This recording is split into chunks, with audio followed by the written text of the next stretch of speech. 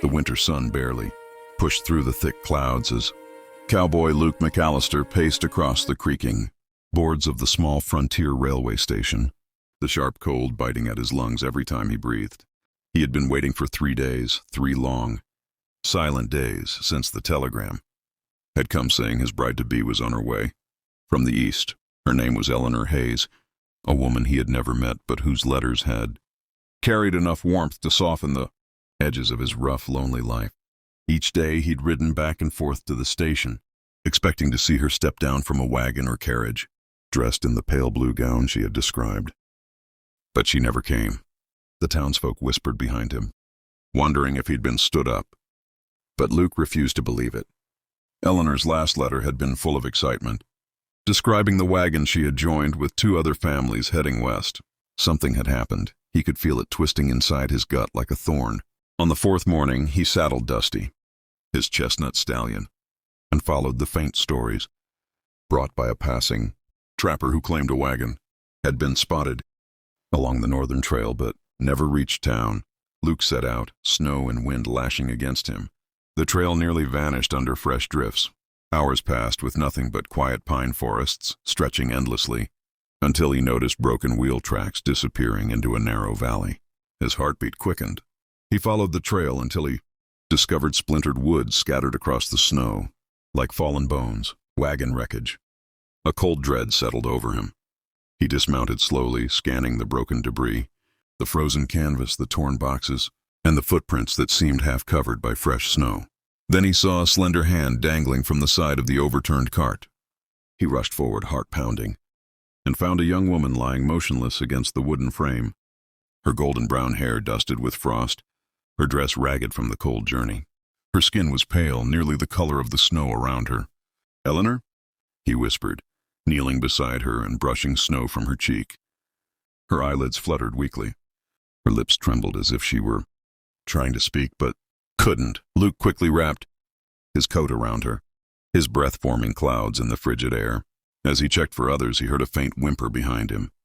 A little girl stood barefoot on the snow, holding a small cloth doll with one missing button eye.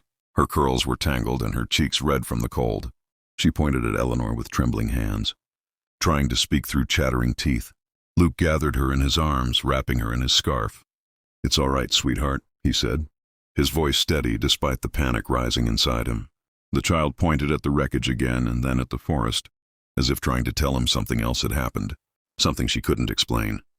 Luke knew he needed to act fast. Eleanor barely clung to consciousness. The little girl was freezing, and nightfall in these mountains would mean death. He lifted Eleanor gently, placing her across Dusty's saddle, then settled the little girl in front of him. With the 2 fragile lives depending on him, he urged Dusty into motion and headed back through the bitter wind as darkness gathered in the mountains behind him. As the first wolves began to howl in the distance, he realized that whatever had torn that wagon apart might still be out here, and this was just the beginning of the mystery. But Luke McAllister wasn't turning back. Not now, not when he'd found her, not when fate had delivered her into his arms half frozen, half alive, and desperately in need of someone who wouldn't give up. He pressed on toward the town lights, unaware that the story of Eleanor Hayes and the girl clutching the doll was far more tangled, far more dangerous, and far more miraculous than anything he'd imagined. Luke burst through the doctor's cabin door with Eleanor in his arms and the little girl wrapped tightly in blankets. The doctor, old Dr. Whitmore, immediately set to work, warming Eleanor by the stove and checking the girl for frostbite. Hours passed slowly as Luke paced the room, his hands clenched so tight that his knuckles turned white. The storm outside had worsened, whipping against the wooden walls as if nature itself tried to erase what remained of the truth. At last, Whitmore turned to him with tired eyes. "She's alive," he said softly. "Weak, but alive." Relief washed over Luke so heavily he almost dropped into a chair. The girl, who still hadn't spoken a word, clung to her doll like it was the only stable thing left in the world. When Luke knelt beside her, she hesitated before reaching out, placing her small hand against his.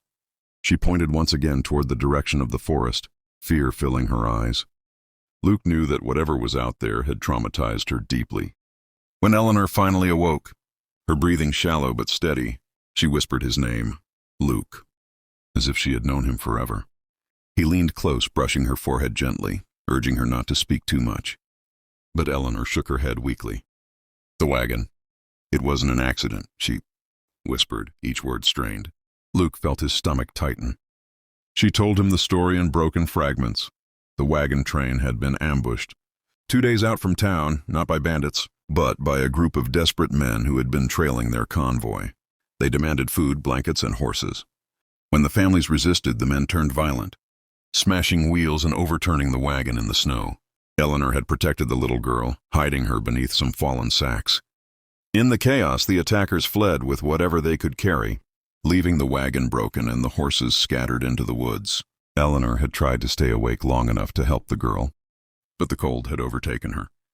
As she spoke, tears rolled down her cheeks as she remembered the screams, the crash, and the moment she thought she would never see another sunrise. Luke's jaw clenched with anger. Whoever attacked them was still out there and could threaten others on the trail. But as he looked at Eleanor, fragile, trembling, and yet somehow stronger than he could ever imagine, he realized that vengeance wasn't the only thing that mattered. Protecting her and the child came first. The next morning, the sheriff called a search party, and Luke insisted on leading the way back to the wreckage. Before he left, Eleanor caught his hand and whispered, Don't leave us." He gently kissed her forehead. "I'm coming back," he promised. "Both of you are safe now." The search party rode out into the snow, and by midday, they found new tracks, footprints and drag marks leading deeper into the woods, evidence of the attackers. But they also found something else, the girl's real mother, barely alive but crawling toward town in search of help. She had been separated during the attack and had spent 2 days fighting her way through the freezing wilderness. They brought her back to town, where she was reunited with her daughter, the two clinging to each other with tears and trembling joy. Eleanor watched the reunion from her bed, a soft smile touching her lips despite her exhaustion. Luke stood beside her, realizing that even after all the pain, the loss and the terror, this moment of survival meant something. Fate had brought them together through tragedy. But perhaps fate had a plan beyond the chaos of the wagon wreck. When he took Eleanor's hand, she didn't pull away. She held on. "You came for me," she whispered. Luke nodded. "I'll always come for you." And as the storm outside finally began to break, revealing the first warm glow of sunlight on the mountains, Luke felt something inside him shift. Maybe this wasn't just a rescue. Maybe this was the beginning of the life they were meant to share. Maybe this was the reason she had survived. And for those watching this story unfold, remember, bravery, hope, and love always find a way, even in the harshest winters. So if you're enjoying stories like this, make sure to subscribe, stay with us, and join the journey. There are many more powerful tales yet to come.